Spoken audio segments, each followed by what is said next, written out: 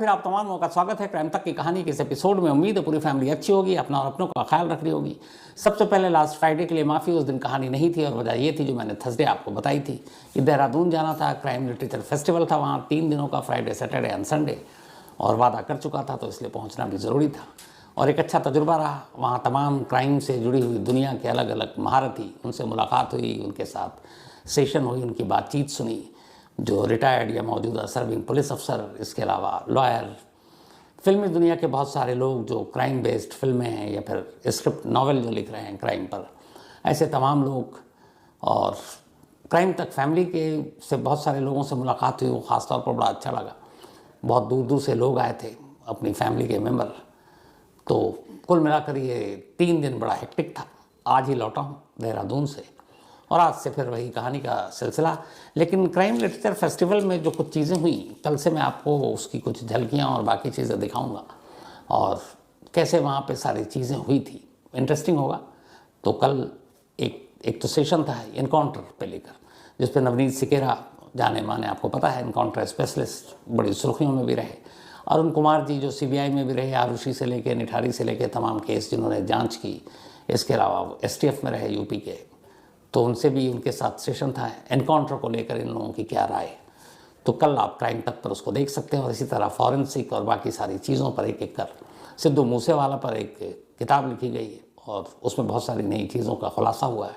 तो वो सारी चीज़ें आपके सामने क्राइम तक के ही माध्यम से, इस क्राइम लिटरेचर फेस्टिवल की वो सारी चीज़ें, वो अनदेखी अनकही कहानियाँ बारी बारी से आपको कल से दिखाएंगे। लेकिन फ़िलहाल वक्त है कहानी का, तो आते हैं आज की कहानी के ऊपर। देहरादून जाने से पहले आपको मैंने एक कहानी सुनाई थी बेंगलुरु की, जिसमें 21 साल का एक लड़का अपनी दोस्त जिसकी उम्र 19 साल, बेंगलुरु के एक होटल में उसका कत्ल कर देता है और फिर लाश के साथ पूरे 2 दिन गुजारता है और फिर भाग जाता है। बेंगलुरु की पुलिस की टीम उसके इर्द गिर्द लगी हुई थी, फिर वो पकड़ा जाता है। लेकिन हैरानी की बात यह है कि गिरफ्तारी के बाद वो ये तो कहता है कि यह कत्ल मैंने किया, मतलब इकरार जुर्म कर रहा है, लेकिन पुलिस से कहता है कि मैं आपको मोटिव नहीं बताऊंगा, मकसद नहीं बताऊंगा, वजह नहीं बताऊंगा कि मैंने ये क्यों कत्ल किया। अब ये अजीब चीज़ होती है कि कातिल अपना गुनाह कबूल कर रहा है, लेकिन कहता है मुझसे ये मत पूछो कि मैंने क्यों मारा, क्योंकि ये बड़ा पर्सनल है। अब ऐसा क्या पर्सनल है, तो ये पूरी कहानी पेश है आपके सामने। 23 सितंबर को आपको पता था कि जो बताया मैंने, होटल रॉयल लिविंग बेंगलुरु में एक ये सर्विस अपार्टमेंट है, वहाँ 2 लोग दोपहर को पहुँचते हैं। एक 19 साल की लड़की जो असम की रहने वाली बेंगलुरु में जॉब करती है, माया गोगोई डेका, और एक 21 साल का लड़का आरव हनोई जो केरल का रहने वाला है। ये लोग वहाँ जाते हैं 1 दिन के लिए, ये होटल उन्होंने बुक किया था, लेकिन फिर एक एक करके वो 3 दिन बढ़ा देते हैं। तो 23, 24, 25, 26 की सुबह आरव उस होटल से निकल जाता है और वो सारे CCTV फुटेज मैंने आपको दिखाई थी, और उसके बाद वो गायब। बाद में पुलिस की टीम पहुंचती है होटल के कमरे में और अंदर से वो लाश मिलती है लड़की की, जिससे बदबू आनी शुरू हो गई थी, और उसी से अंदाज़ा हो गया था कि लाश कम से कम 2 दिन पुरानी है। अब सवाल ये था कि एक लड़का उसी रूम में बंद है और 2 दिनों तक बंद है और उस लाश के साथ बंद है।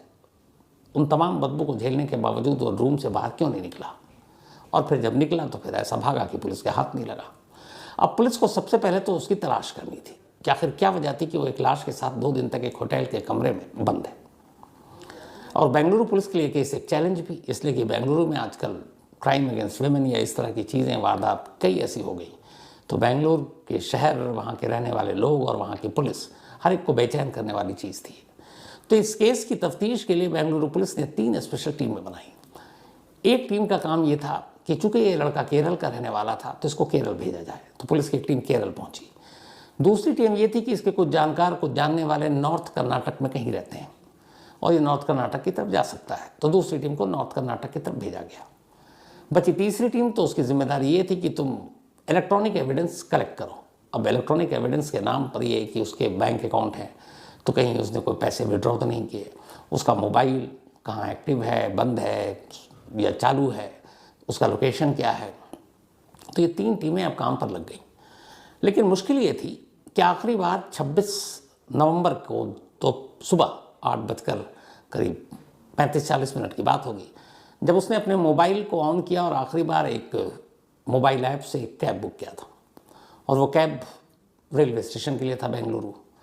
अब उस कैब को भी पुलिस ने ढूंढ निकाला, कैब वाले से पूछताछ हुई तो पता चला कि हाँ उसने उसको रेलवे स्टेशन पर ड्रॉप किया था। अब इसके बाद मोबाइल पर अब पुलिस इंतज़ार कर रही है मोबाइल के ऑन होने का, बाकी अपने तमाम लोग तो लगे ही हुए। 2 दिन बीत गए, पुलिस के हाथ खाली, कोई जानकारी नहीं। यानी 26 को वो भागा और अब 28 नवंबर की तारीख आ गई थी। 28 नवंबर को भी आरफ का कुछ अता पता सुराग नहीं, घर वालों से कांटेक्ट नहीं किया। तो फिर वो कहाँ है, पुलिस मोबाइल के चक्कर में कि शायद ऑन करे। इत्तेफाक से 28 नवंबर को उसने मोबाइल ऑन किया। जैसे ही किया तो फिर उसके जो पिछले सारे रिकॉर्ड्स थे जो मूवमेंट के, वो पता चले। तो पता ये चला कि बेंगलुरु से 26 नवंबर की सुबह जब वो निकला तो रेलवे स्टेशन तो गया और वहाँ से उसने एक ट्रेन पकड़ी। सबसे पहले वो उस ट्रेन से रायचूर पहुँचा। वहाँ जाने के बाद फिर उसने दूसरी ट्रेन पकड़ी, पहुँचा यूपी। अब फिर एमपी पहुँचा, फिर एमपी से यूपी पहुँचा और यूपी में कई शहरों से होते हुए आखिर में पहुँचा बनारस यानी कि वाराणसी। अब ये लोकेशन जैसे ही पता चला कि पुलिस की टीम को डाइवर्ट किया गया, यूपी पुलिस से भी कांटेक्ट किया गया, एमपी पुलिस से किया गया, लेकिन तब तक वो निकल चुका था। तो ज़ीरो इन पूरा मामला यूपी पुलिस पर था कि ऐसे ऐसे ये शख्स है जिसकी हमें तलाश है। लेकिन इससे पहले कि बनारस तक या वाराणसी तक पुलिस की टीम पहुंचती, आरव अचानक वाराणसी भी छोड़ देता है। अब उसके बाद पुलिस को ये अचानक अब उसके मूवमेंट से पता चल रहा है कि वो वाराणसी से वापस उसी कर्नाटक की तरफ आ रहा है, उसी बेंगलुरु की तरफ। और ये बड़ा परेशान करने वाली बात थी, हैरान करने वाली, कि कातिल कत्ल करने के बाद लगभग अब तक 3500 किलोमीटर 3500 किलोमीटर ट्रैवल कर चुका है। बेंगलुरु से निकलकर रायचूर से लेकर एमपी, फिर यूपी, फिर बनारस, और अब वापस उसी कर्नाटक की तरफ आ रहा है।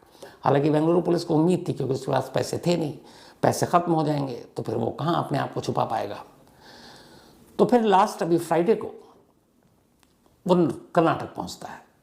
कर्नाटक में ट्रेन से उतरता है और कर्नाटक एयरपोर्ट की तरफ जा रहा होता है। इत्तेफाक से उसके मूवमेंट इलेक्ट्रॉनिक एविडेंस के ज़रिए पता चल गया। उसके बाद बेंगलुरु की पुलिस उसको फॉलो करती है और ठीक उस केम्प गौड़ा एयरपोर्ट से पहले आखिरकार आरब हनोई हाथ आ जाता है पुलिस के। ये पुलिस के लिए एक बड़ी कामयाबी थी। पुलिस उसे गिरफ्तार करके लाती है, लगा कि अब केस सुलझ गया। अब पुलिस उससे पूछताछ करती है। जब पूछताछ करती है तो पूरी कहानी कुछ यूँ सामने आती है।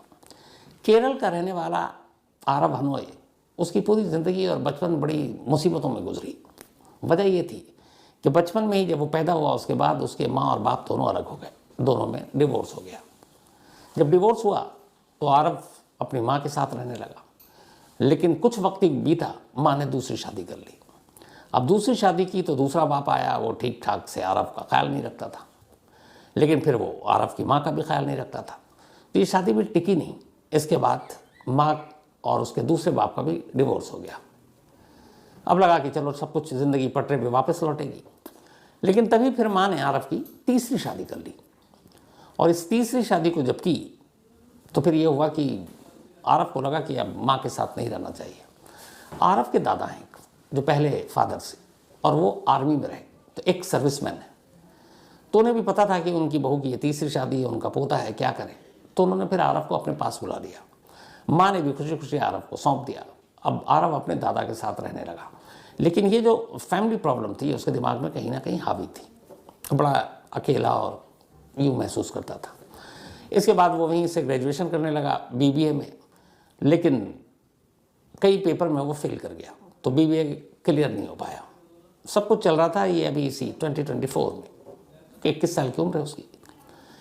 इसी दौरान लगभग मार्च के महीने में एक रोज़ जो एक ऐप है, डेटिंग ऐप बम्बल, वो उस पर मौजूद था और उसी बम्बल ऐप के थ्रू उसकी मुलाकात होती है इसी माया गोगोई डेका से, जो असम की 19 साल की एक लड़की अपनी बहन के साथ बेंगलुरु में रहती है और वहीं जॉब करती, और साथ में वो सोशल मीडिया पर अपने कंटेंट क्रिएट करती थी। तो इस ऐप के ज़रिए दोनों की मुलाकात हुई। मुलाकात के बाद दोनों की बातचीत होने लगी मैसेंजर और बाकी के ज़रिए। अब वो केरल में, ये बेंगलुरु में फ़ासला काफ़ी था। फिर इसको मिलने की ख्वाहिश हुई। उसने कहा कि मैं बेंगलुरु आता हूँ। उसने कहा तुम आ जाओ, यहीं पे कुछ करते हैं। फिर ये बेंगलुरु पहुँचा करीब 6 महीने पहले। बेंगलुरु आने के बाद डेका ने ही एक कंपनी में उसकी इंटर्नशिप करा दी और 15,000 रुपीज़ पर मंथ इंटर्नशिप उसको मिलने लगी। अब आ गया वो बेंगलुरु। बेंगलुरु में उसका कोई दोस्त नहीं, कोई जानने वाला नहीं सिवाय एक डेका के। अब वो इंटर्नशिप कर रहा है। थोड़े दिनों बाद उसने कहा डेका से कि क्यों ना हम एक दूसरे से प्यार करते हैं तो लिव इन में रहते हैं बेंगलुरु में। लेकिन शायद माया गोगोई डेका लिव इन में या लिव इन रिलेशनशिप में रहने को तैयार नहीं थी।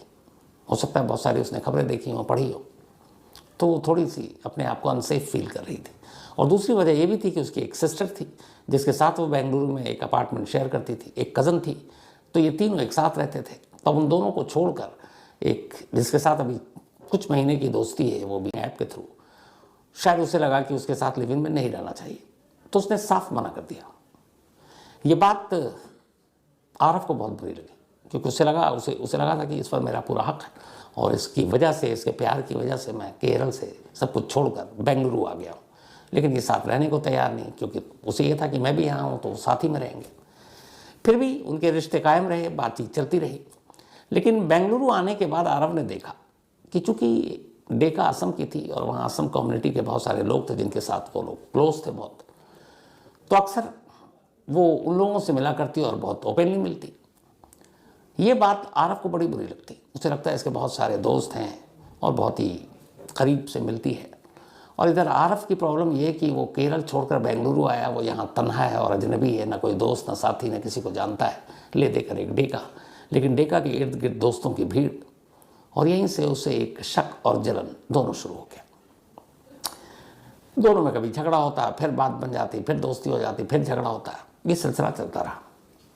इसी के बाद 23 सितंबर को आखिरकार पहली बार उसने कहा कि चलो हम लोग कम से कम लिव इन में रहते हैं तो एक दिन के लिए कहीं बाहर चलते हैं, तो अपनी दीदी और बाकी कज़न से दूर, और हम साथ चलेंगे।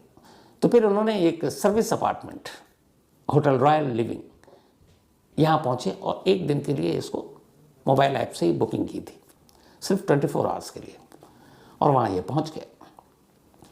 23 नवंबर को जब यहाँ पहुँचे तो 23 नवंबर को पहुँचने के कुछ घंटे बाद ही इन दोनों में होटल के रूम में झगड़ा हो गया।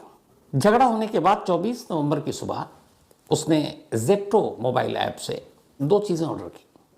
पहले यह था पुलिस को कि वो पूरी प्लानिंग के साथ होटल आया था और चाकू लेकर आया था और एक नायलॉन की रस्सी बरामद हुई थी जो उसने ऐप से मंगाया था। लेकिन जब वो गिरफ्तार हुआ और पूछताछ हुई तो पता चला कि नहीं। 23 नवंबर को चेक इन के बाद दोनों में फिर झगड़ा हुआ, इसी रिश्तों को लेकर और बाकी चीज़ों को लेकर। लेकिन वो झगड़ा इस हद तक नहीं था।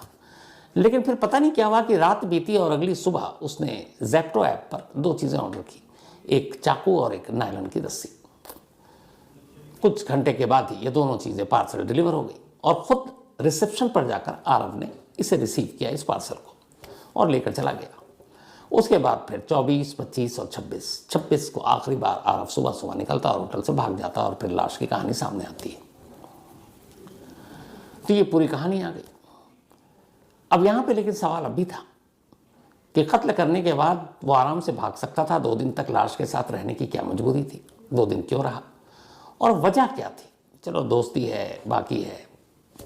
पुलिस ने उससे पूछताछ शुरू की तो पहले तो उसने कमरे के 2 दिन के अंदर की कहानी बताई।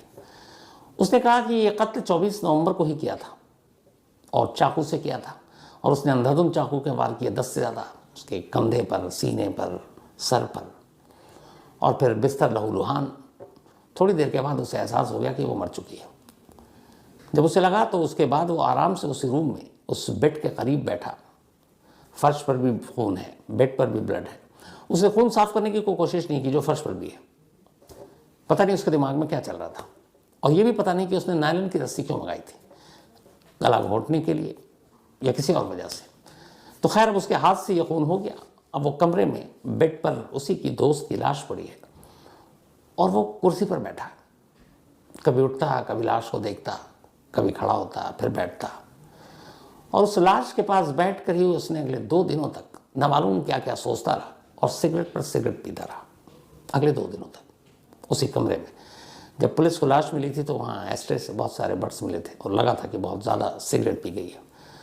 तो उसने बताया कि उसने खाने वाने का भी ऑर्डर नहीं दिया, लेकिन बैठकर वो लाश को देखता, सिगरेट पीता, खुद को सोचता, और इस तरीके से 2 दिन उसने गुजार दिए उसी लाश के साथ जो उसकी दोस्त की थी और जो होटल में आई थी। 2 दिन बाद उसे अचानक लगा कि अब कमरे में बदबू आ रही है और ये बदबू बाहर तक जाएगी तो उसका भेद खुल जाएगा। फिर होटल के स्टाफ आ जाएंगे और वो पकड़ा जाएगा। तब उसने कहा कि इससे पहले कि ऐसा हो तो 26 की मॉर्निंग नवंबर को उसे लगा कि अब बदबू तेज़ हो रही है और आज किसी भी कीमत पर जो हाउसकीपिंग के लोग हैं या बाकी के आसपास के लोग क्लीन करने आएंगे, ये बदबू उन तक जाएगी। तो उसे लगा कि अब भागना चाहिए और 26 की मॉर्निंग को करीब 8 सवा 8 बजे वो उस कमरे से निकलता है, लेकिन इतना बेफिक्र कि कमरे का दरवाज़ा बंद भी नहीं करता है। तब सिर्फ दरवाज़ा को खींच लेता है, लॉक नहीं होता है और निकल जाता है। अब ये पूरी कहानी सामने आ गई।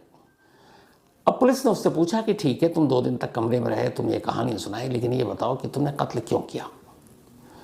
जो डीसीपी ईस्ट हैं बेंगलुरु के, देवा राजा, उन्होंने बताया कि जब उससे जब भी पूछताछ हुई, फ्राइडे से आज मंडे है, लगभग 3 दिन हो गए, वो सारी कहानी, सारी चीज़ें बड़े प्यार से एक्सेप्ट कर रहा है।